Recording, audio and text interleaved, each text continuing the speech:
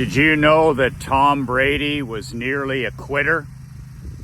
You know that Tom Brady was this close to packing it in when he was the fourth string quarterback at Michigan. He actually got to the point where he said in his first year he had been there and he was only getting 2 reps per practice. So in training camp, and then the season began at Michigan, and he's 4th on the depth chart. He was getting 2 reps per practice. In other words, he was doing everything but practicing quarterback. So Brady, like you, like me, the natural instinct is to take the victim mentality, right? Oh, woe is me. Even a king like Tom Brady, woe is me. The snowflake mentality, the victim mentality that we see everywhere. We now live in a world of quitters. Who's kidding who, right? We live in a world of quitters, but this is a story I'm going to tell you today about 7-time Super Bowl champion Tom Brady. That is a story that will inspire you, inspire your family, your children, your grandchildren, your employees, your managers, and anybody in your life that needs a mental kick in the pants from time to time.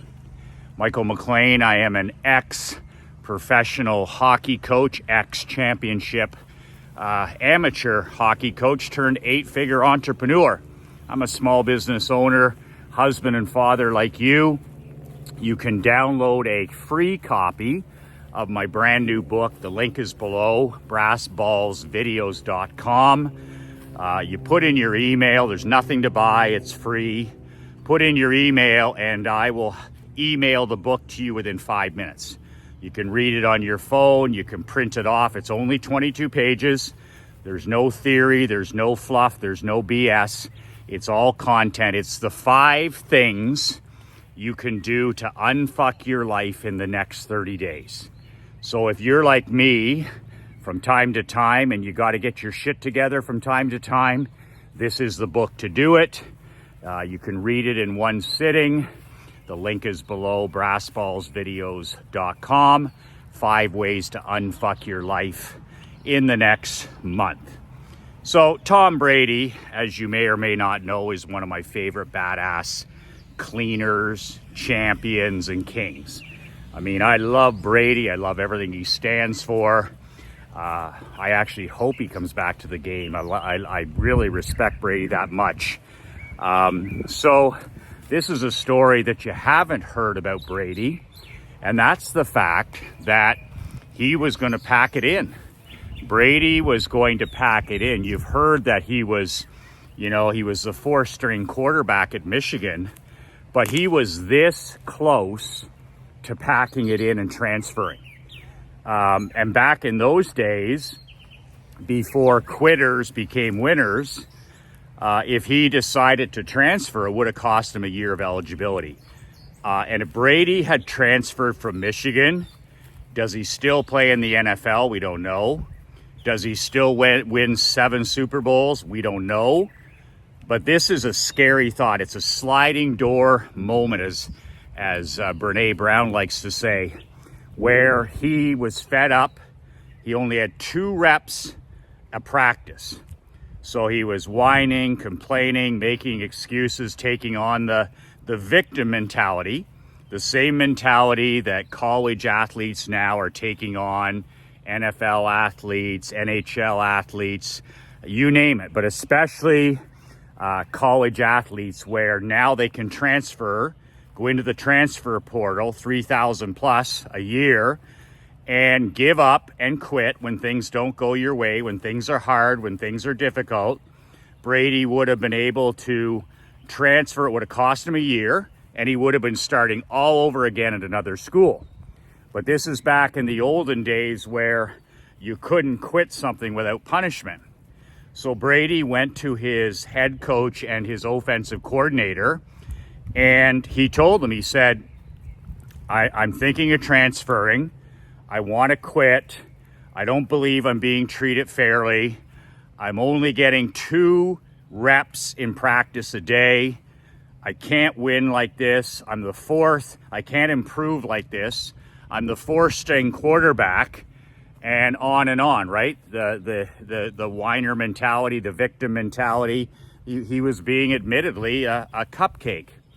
So the head coach said to Brady, he said, why all the emphasis, why all the focus on what the number one quarterback's doing?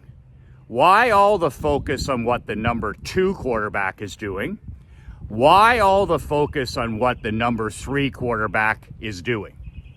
He says, after you focus on the one, the two, QB1, QB2, QB3, he says you don't have any time or energy to focus on you, the number four, QB number four. He said, why all the focus on things that are out of your control? You have no control over quarterback 1, 2, or 3. And the only thing and the only person you do have control over is Tom Brady, QB4. That is actually something that you do control.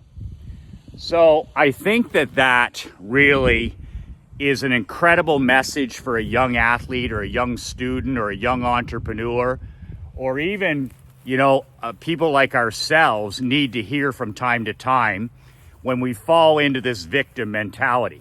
When we start to focus on the noise and distraction around us that we have no control over. So the head coach and offensive coordinator said, instead of quitting, or before you do quit, quitting is a bad habit to get into. I hope you're teaching that to your children. I hope you're teaching that to your grandchildren. I hope you're teaching that to people that work with you. Anybody that you have in your life that's important, that's a message that needs to constantly be taught, that quitting is a habit. It's okay to pivot. It's okay to admit that something isn't working and to change direction. That's part of winning. But just to give up and quit like people do today, oh, I don't think the coach likes me. Oh, I don't think the math teacher likes me. Oh, I don't like martial arts. Oh, I find ice skating difficult. Oh, I don't like playing the piano. If it's hard, and then they're allowed to quit. And we now have a society of quitters. It's not just young children, teenagers, people in their 20s, 30s, 40s, senior, just quitting.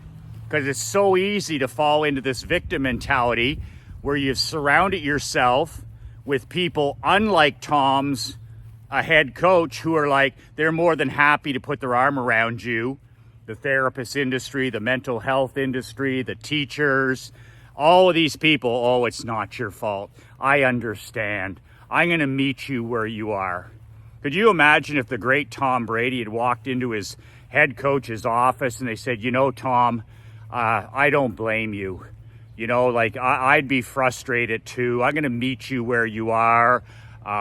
We're going to try and give you more repetitions in practice, even though you haven't fucking earned them. More entitlement, more selfishness, more sloth. But this old school coach, to his credit, said, Tom, instead of focusing on players beyond your control, things beyond your control, he said, I want you to go see our sports psychologist, which is mental toughness, right? We all have my hockey teams, we all had a mental training coach, video coach. And the video coach, the mental training, toughness training, not therapy, he said to Tom, he said, listen, instead of whining and complaining and making excuses, he said, let's do this instead.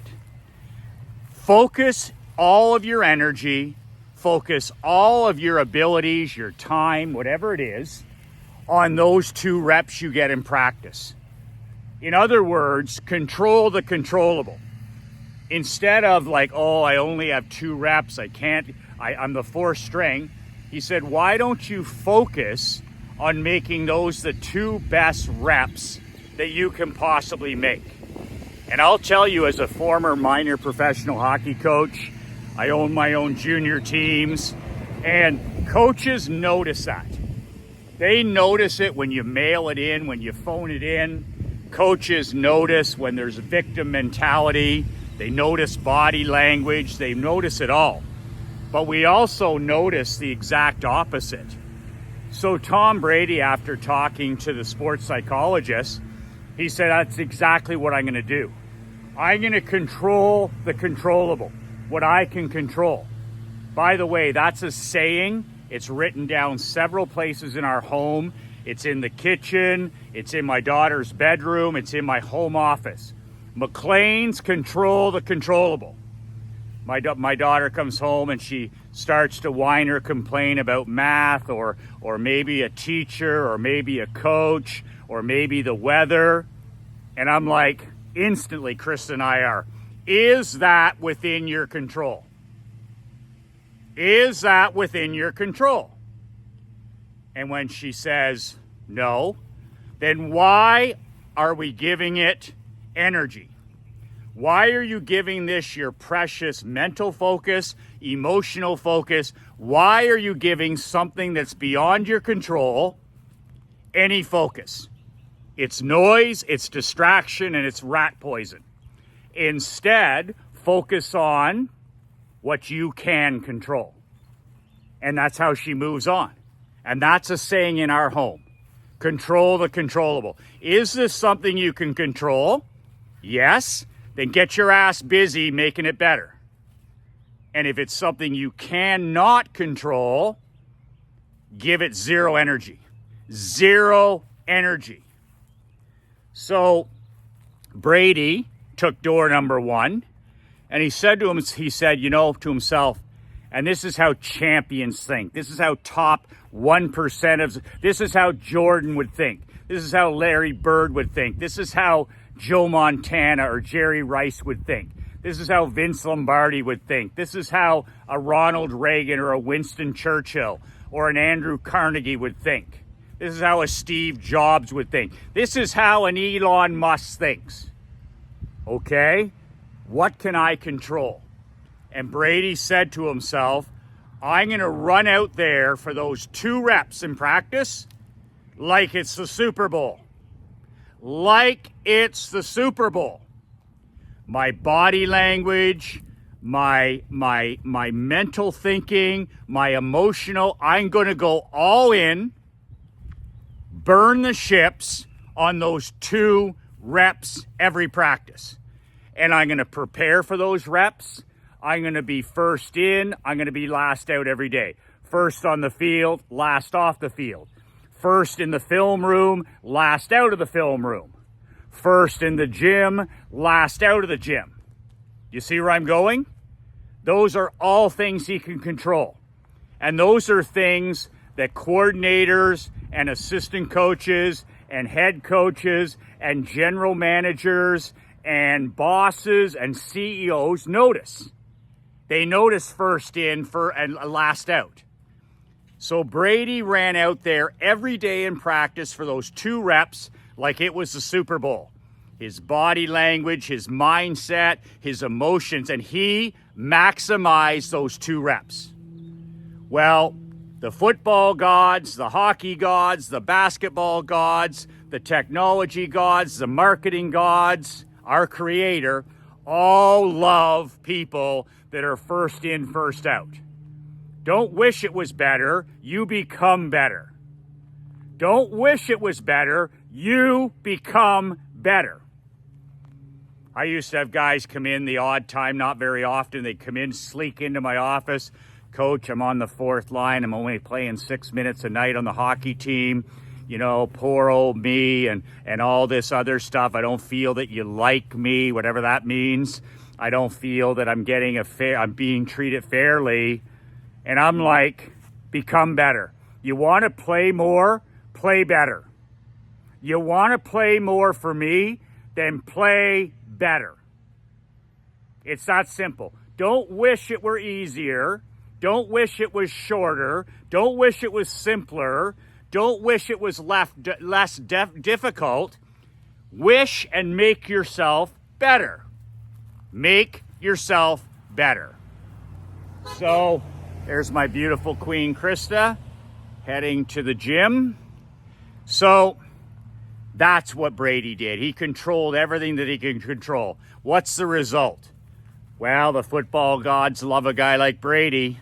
He doesn't wish for it, he works for it. And 2 reps became 3 reps. And then eventually 3 reps became 4 reps. 4 reps become 5 reps. And then in football and hockey and baseball and basketball and business, injuries occur, things change, you lose games, you win games, things happen.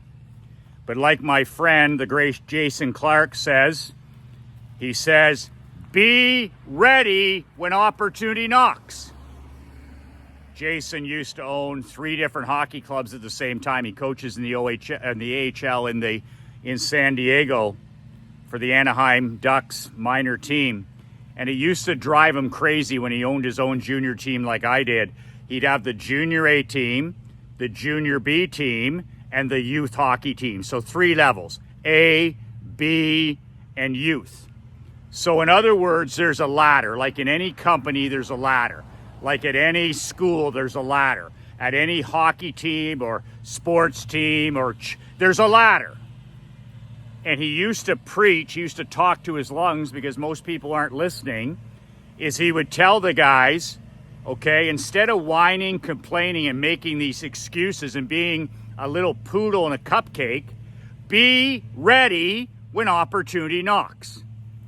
And nothing would frustrate him more than somebody getting injured at the A team and him calling up somebody from the B team and they're not fucking ready. They're not ready because they haven't put in the reps. They haven't taken the Tom Brady mindset. They haven't treated every practice like the Stanley Cup, like the World Series, like a national championship. And when they get the call, they piss it away because they're not fucking ready. I didn't even want to rant about this today, but I think about my hockey teams and I think about the 17-year-old kid or the 18-year-old kid and Michael, I just need an opportunity. I just need more ice time. I'm ready. If you give me a chance, look out. And then one of our star players would get injured and this kid would move from the 4th line to the 3rd line. After 2 shifts, I got to put him back on the bench because he's not ready. And why isn't he ready? Because he was worried about the coach not liking him or somebody being unfair or the players in front of him are entitled or somebody's out to get him. In other words, he took on a victim mentality, which is everywhere. And instead of making himself better every day and making practice harder than a game, instead of being first in, last out, first on, last off, he worried about all the circumstances around him that were beyond his control. Oh, what's this guy doing? What's this guy doing? Why is this guy ahead of me? Why did she get promoted? Why is it? Instead of, he was wishing he was better instead of becoming better. And then when opportunity knocks, which it always does, wasn't ready. Then you sit on the 4th line for another few months, or you carry a clipboard on the sideline. So Brady went from 2 to 5 to 10. He outworked everybody.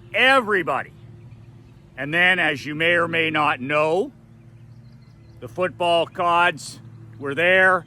And guess what? He becomes number 3, QB3, QB2, and QB1. And he becomes a star quarterback at Michigan, on the radar enough to get drafted late by Bill Belichick and the Patriots. He still wasn't a star. They still didn't believe in him. They thought he was still too slow, not athletic enough. Whatever it was, Belichick saw something, or maybe Belichick didn't know who else to take. You usually don't take a quarterback that late. He's going to end up playing in the CFL if you do. So whether Belichick knew what he was doing or he got super lucky doesn't make any difference. 6 Super Bowls in New England plus another one in Tampa. That's 7 Super Bowls. Like Bill Parcells says, the scoreboard's never wrong. The scoreboard says who's best. So according to Super Bowls, the scoreboard says Tom Brady is the GOAT. So with all this said, then Brady goes to the NFL, and just to do it again, he does it again. So he goes to New England. If you know the story, he's a third string quarterback there. He's there, you know, there's guys in front of him. There's living legends in New England in front of him.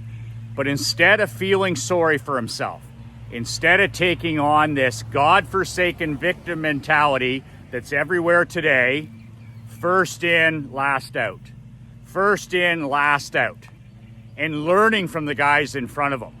You know, 2 reps turns into 5 reps. 5 reps turns into 10 reps. 10 reps turns into, you see where I'm going. Instead of, I want to quit, I want to transfer, I want a shortcut, I want a hack, I want a magic bean. Instead of that, he remembered what the sports psychologist and the head coach in Michigan said, is make those the best 2 reps. Make those 2 reps your Super Bowl. First in, last out. So eventually, in New England, he gets his opportunity, and Bill Belichick makes a very unpopular decision eventually, and he makes Brady QB1 eventually, and the rest is history. They won 6 they had 2 separate dynasties in my opinion. And he wins 6 Super Bowls in New England before he goes to Tampa, where he's going to be QB1 anyway, and he does the exact same thing again. So this is a guy that can do it at any level. But it all started with him sitting in his coach's office in his first year at Michigan and saying to his coach, I want to quit. I want to tap out. I don't feel I'm getting a fair shake. And you tell me great coaches don't change lives? You tell me great teachers don't change lives, great leaders? You know, if that coach would have patronized him, if that coach would have coddled him, if that coach would have made excuses or agreed with him, Tom Brady would have transferred, and I can tell you right now, we wouldn't be talking about him as the greatest of all time. He still would have won, but he wouldn't have run into Belichick. It wouldn't have happened. You know what? Success loves courage. Success loves brass balls. And Tom Brady, of course, has them in spades. So that's my story for today. Tom Brady, like in today's world, there's the prime example. The transfer portal, when I looked at it last time in U.S. college, just an update a month ago, was over 3,000 kids that were quitting this year to go to another team. Things hadn't worked out. They weren't getting a fair shake, all this kind of stuff. And then you go to another team and you start all over again. Listen, we live in a world of quitters. That's why I have a no quitting policy, no coming back policy, is I refuse people that unsubscribe, people that cancel my newsletters. I always get criticized. They're like, Michael, I want to come back. And I'm like, no. A quitter is a quitter is a quitter. And it's okay, like Tom Brady, my grandfather used to say, he'd say, son, it's okay to want to quit. In fact, it's okay to want to quit 5 times a day. If you're an entrepreneur, you're going to want to pack it in 5 times a day. I do. I say to myself, what the fuck am I doing some days? I'm out here walking in the heat. I'm walking in the snow. I'm like, nobody's watching me. People are hating on me. And I'm just like, what am I doing? It's okay to want to quit. It's normal. But it's never okay to quit. And that's what Tom Brady's coach, his offensive coordinator, and their coach, they changed the direction of his life. And nowadays, it's okay to quit, right? Things aren't going well at Alabama, playing for Saban. He's tough. I'm not getting to start. My playing time isn't guaranteed. I'm not making enough money with the nil program. I should be the linebacker on the first team. I should be making millions of dollars off my names, my likenesses, my images. I'm not going to play for a guy like that. I'm going to transfer. Oh, things are too tough at Michigan. Harbaugh was a lunatic. I need to go.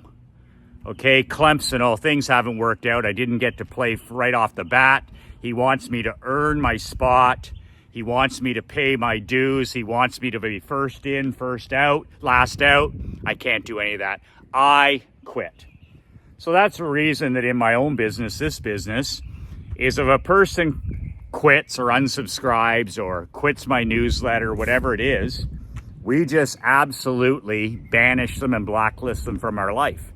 And that way, when they try to come back, I have a no coming back policy, and I never have to deal with them. Marc-Andre never has to deal with them again. We don't cater to quitters. So my question for you, before you download a free copy of my book at brassballsvideos.com, is there quitters in your life that you're catering to? Lousy clients, lousy people, lousy substances, lousy vendors, lousy contractors. And are you allowing these time vampires, these energy vampires, these, vampires, are you allowing them into your life, and then they leave and then they come back again? When it could be a vacuum, when you put the run on losers, when you put the run on quitters, and you don't cater, when you take the trash to the curb and you don't bring it back in your house, it frees up room for more champions in your life. That's what not catering to quitters does. Michael, why are you so difficult with people that unsubscribe or cancel? I have a no coming backs policy because I want to make room for more champions. I want to make more room for more cleaners, closers, rainmakers, and champions like you. So that's why I have a no coming back policy, a no quitters policy. And a tip of the hat to Tom Brady's Michigan coach, who changed the direction of that young man's life by not letting him make the easy decision to quit. All right. Remember what my 90-year young dad said the other day? He said, son, we live in the greatest time in history. He's been on this earth for 91 years. He knows 2024, greatest time in history to be alive, son. We are awash in wealth, opportunity, and abundance like never before. We are awash in opportunity, abundance, and opportunity like never before. There's never been a greater time to be an entrepreneur, to be a father, to be a husband, to be a grandfather, to be a community service leader. Never, ever. So cut the excuses, cut the quitting, cut the whining and crying, and cut the victim mentality that everybody else is leaning on, and get busy instead of hoping it would be easier and looking for magic pills and magic beans. Make yourself better. If it's important, be first in and be last out. If it's important, be first in, be last out. And like the logo said in my Perth Blue Wings locker room, the biggest sign on the wall, don't wish for it, work for it. Don't wish for it, work for it. Anything worth doing, there's no shortcut. So anything worth doing is difficult. Anything worth doing is hard. And anything worth doing is going to make you want to quit 5 times a day. And if it doesn't, you're not doing it right. If it doesn't, you're not doing it right. Stop wishing it was easier and start making sure that you're better. First in, last out. That is my favorite Tom Brady story. Every one of those 2 reps I treat it like the Super Bowl. Every one of those 2 reps I got in practice, I treat it like the Super Bowl. Man, winners aren't losers, and losers aren't winners. The link below for a free copy of my brand new book, 5 Ways to Unfuck Your Life in the Next 30 Days. The link is below. Put in your email. I'll email it to you within 5 minutes. 5 ways to unfuck your life in the next month. Get your shit together in the next 30 days. I'll help you do it. I've used it many times to get my own shit together.